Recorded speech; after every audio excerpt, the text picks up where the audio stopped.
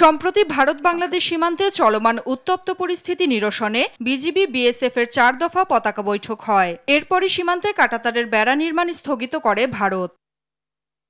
এর প্রতিবাদে দেশটির হাই কমিশনার প্রণয় ভার্মাকে তলব করে পররাষ্ট্র মন্ত্রণালয়। রোববার দুপুরে তলবের জবাব দিতে তিনি মন্ত্রণালয়ে হাজির হন। পররাষ্ট্র সচিব জসিমউদ্দিনের সাথে বৈঠক চলে আধা ঘণ্টা ধরে।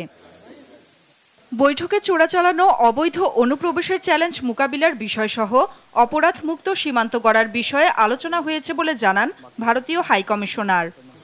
We expect that understandings will be implemented and that there will be a cooperative approach to combating crime.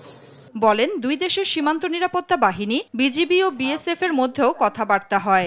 With regard to fencing the border for security, our two border guarding forces, BSF and BGB, have been in communication in this regard. বোঝাপড়ার ভিত্তিতে অপরাধ দমনে দুই দেশের সমন্বিত উদ্যোগ নেবার আশা ব্যক্ত করেন তিনি। নাফিয়া ফারজানা, দেশ টিভি, ঢাকা।